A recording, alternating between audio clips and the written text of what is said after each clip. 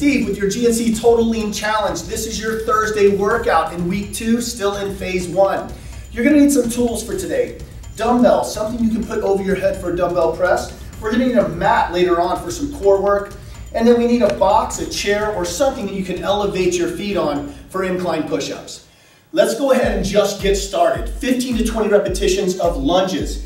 Now the way these are written, it's a forward lunge, stepping forward. That means my front leg bears all my weight. The true exercise is in the going down and the return of pushing back up. In order for that to happen, my center of gravity must go forward. I've got to catch it with this leg. Now I push off using my quad and my glute. I push back up. My core must remain rigid and straight. My center of gravity must fall forward. What I want you to be careful of is leaning back, not letting your center of gravity go forward because you're scared or weak. You have to go forward with that leg, and this back leg must bend. That's how we know we're doing it properly. That back leg must bend. If that's overwhelming for you, come forward, keep your tummy in nice and tight, stay up, and step back. Now my center of gravity stays put. It's just descending, going up and down. Still getting the same muscle groups, just in a little different fashion.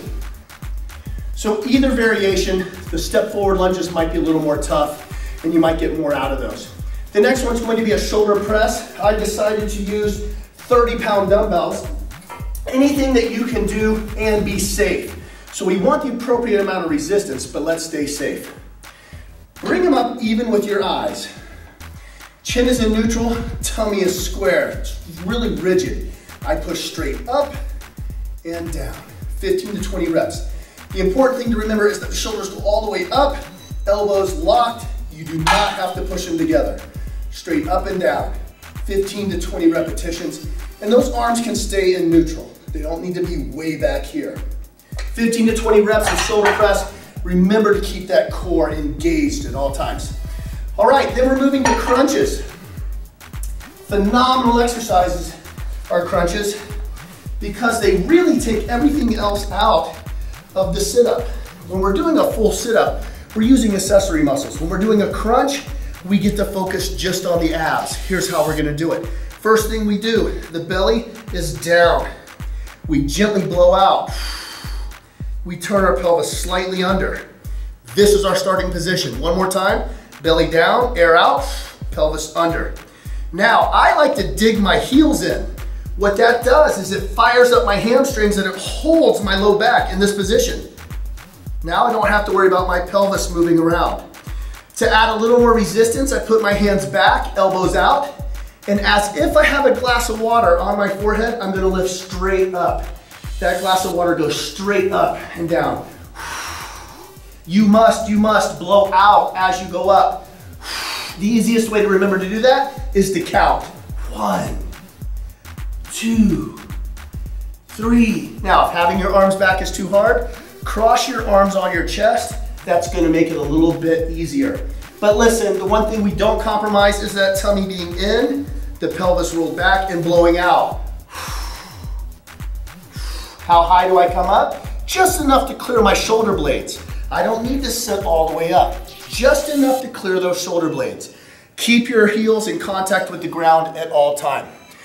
Now we're moving into an incline push-up. All right, the incline push-up looks like this. Hands underneath the shoulders.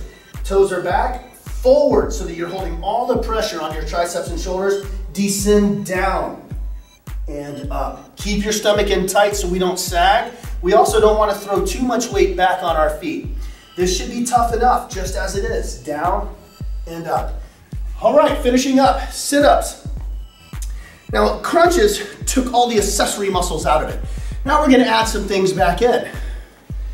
There's a few different ways to do sit-ups.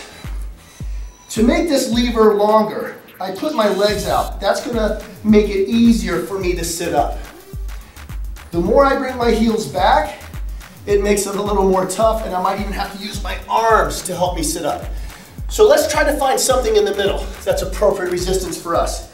I like my legs halfway out, heels down.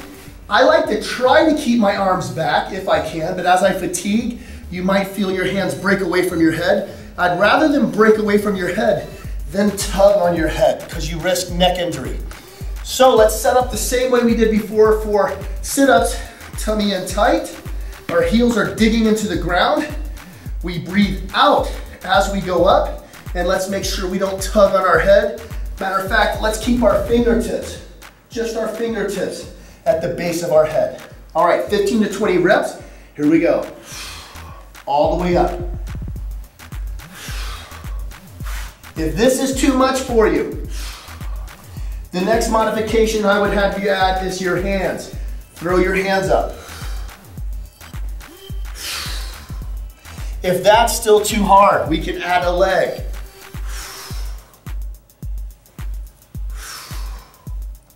But I prefer you try to do sit-ups, keeping your feet down, keeping your hands back. That's really gonna accentuate the abs.